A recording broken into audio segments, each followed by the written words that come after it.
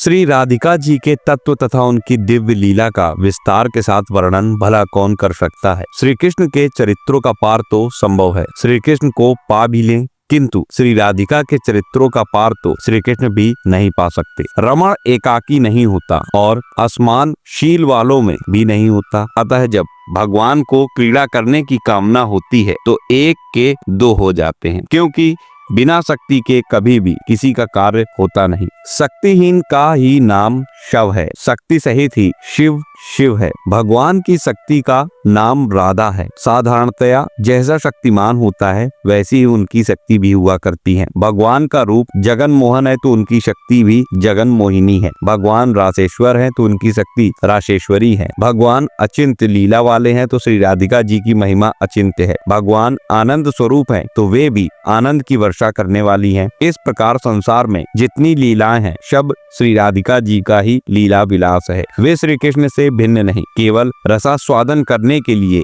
एक होकर भी दो होते हैं। एक कथा ऐसी है कि गोलोक में जब श्री कृष्ण को रास करने की इच्छा हुई तो उनकी इच्छा ही मूर्तिमती किशोरी बनकर वाम पार्श्व प्रकट हो गई। रास में उत्पन्न होकर अपने शक्तिमान की सेवा के निमित्त आरंभिक अर्घ देने हेतु पुष्प चयन के लिए उन्होंने धावन यानी कि गमन किया, इसलिए उनका नाम राधा पड़ा। अथवा श्री कृष्ण इनके आराधक हैं और ये श्री कृष्ण की आराधिका हैं, इस हेतु भी इन्हें राधा कहते हैं। इनका प्राकट्य रास विलास के ही निमित्त हुआ, अतः ये रासेश्वरी हैं। इनका प्रादुर्भाव क्रीड़ा के ही निमित्त हुआ, अतः ये क्रीड़ा प्रिया है। नित्य नूतन नूतन लीलाएं ये अपने शक्तिमान के साथ रचती रहती हैं। प्रधान शक्तिमान की प्रधान शक्ति के द्वारा ही समस्त शक्तियों का विकास होता है। श्री राधिका जी के रोमकूपों से अल्प शक्ति से ही अन्य असंख्य गोपियों का प्राकट हुआ। यह सब लीलाओं में ही प्रादुर्भाव तिरोभाव है। वास्तव में तो शक्ति शक्तिमान सदा अभिन्न है, नित्य है,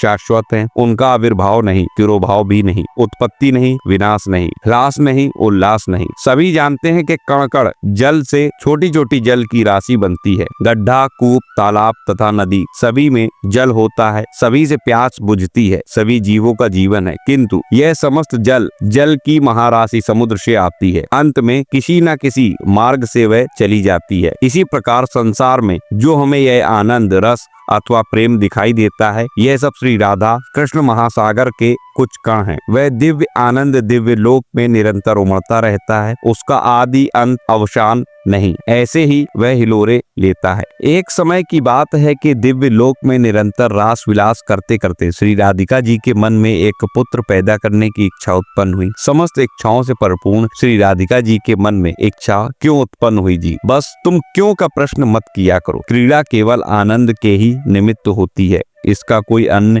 उद्देश्य नहीं होता। क्रीड़ा ही क्रीड़ा में इच्छा हो गई, इच्छा होते ही पुत्र हुआ। परम सुंदरी का पुत्र भी परम सुंदर हुआ। एक दिन उसने जम्हाई ली, उसके पेट में पंचभूत आकाश पाताल वन पर्वत वृक्ष महतत्व अहंकार प्रकृति पुरुष सभी दिखाई दिए। उसके मुख में ऐसी अलाई बलाई देखकर सुकुमारी श्री राधिका जी को बड़ा बुरा लगा। कैसा विराट छोकरा हुआ। उन्होंने नार जल में उसे रख दिया, वही विराट पुरुष हुआ। उसी से समस्त ब्रह्मांडों की उत्पत्ति हुई। राधिका जी के इस व्यवहार से खिन्न होकर श्री कृष्ण ने उन्हें शाप दिया कि अब कभी भी तुम्हें संतान लाभ ना होगा, तुम अनपत्या रहोगी। तभी से राधिका जी का नाम कृशोदरी पड़ा। तो इस प्रकार कुछ भगवान श्री कृष्ण ने श्री राधिका जी को श्राप दिया। ये सब आप जान पाए आज की इस सत्य कथा से। अगर ये वीडियो आपको पसंद आया हो तो वीडियो को लाइक करिए, चैनल पर नए हैं सब्सक्राइब कीजिए, कमेंट में जय श्री राधे कृष्ण जरूर लिखिए। मिलता हूँ अगले वीडियो में नई जानकारी के साथ, तब तक राधा वल्लभ श्री हित हरिवंश।